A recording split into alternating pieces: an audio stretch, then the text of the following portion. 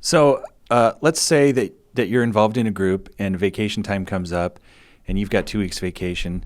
How do you guys suggest we should handle that? Should we try and check in just as we have been the whole time while we're on vacation, which may not be, may not be reasonable given internet and third world countries, those kinds of things? Should we just say I'm taking the 2 weeks off, or should we try something in between? What do you guys suggest?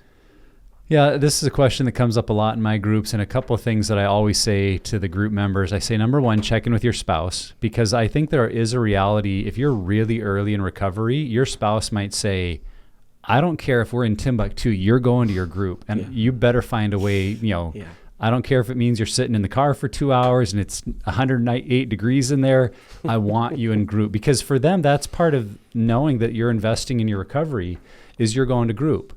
And maybe you're at month 9 or 10 and things have been going really well. Your spouse might be more open to that. And maybe at year 5, they totally know you might miss group on vacation. So I think it's always good to have that conversation to say, hey, honey, while we're on vacation, what level of engagement do you feel comfortable with me having with my group? Mm-hmm. And if they say, I want you to find a way to join online, then you do it.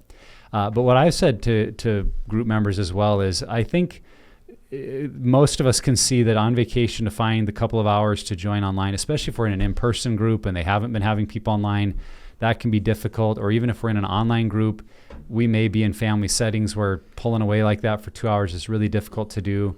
So I don't expect group members will try to join the meeting on vacation, but I do say, I think you would really help yourself and us if you stayed connected to the group through your phone calls, because that's a reality. On vacations, I think you can find 5 minutes to step out of the house, make a phone call. After all the kids have gone to bed, you do a check-in with a group member.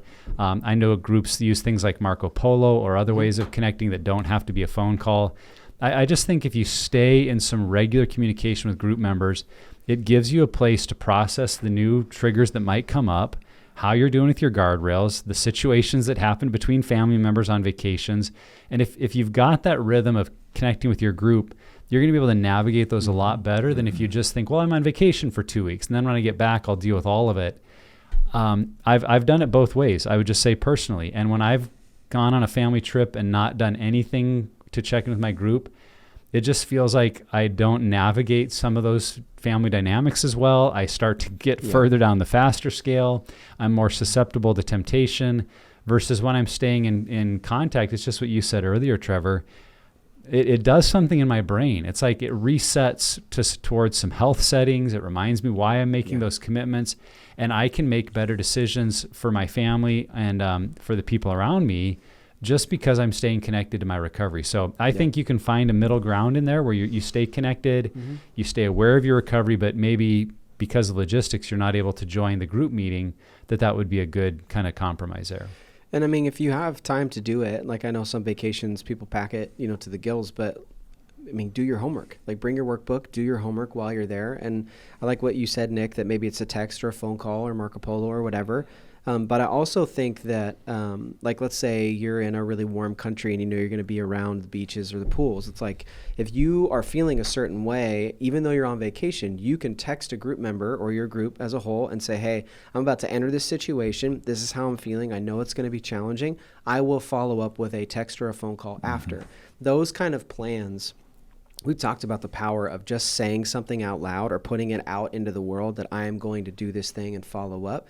Like you're creating your own sense of accountability, because if you don't, at least one, if not two, I mean, we all have that one group member who's like, hey, bro, you didn't do what you said you're going to do. Like, what happened? Mike, you're that guy. That's great.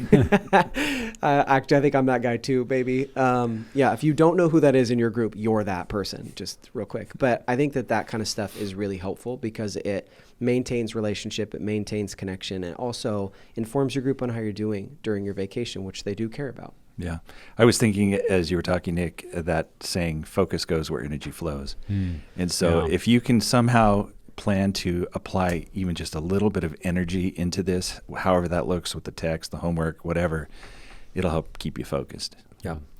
Well, and I think it helps too to look at what are the opportunities that a trip, a vacation, summer months presents, where there may be more time to read that book that I've heard group members recommend to me, or to listen to that podcast that I heard a group member say, hey, have you checked this one out? To watch a webinar or a seminar on healthy choices or on sexual integrity, like whatever it is if we've got more space and margin, how are we using it for good and not just, well, I'm sitting around at my in-laws doing nothing and this is what we do on vacation and feeling like you've wasted that time. Look ahead to what the opportunities are and take advantage of those moments. Yeah. So good.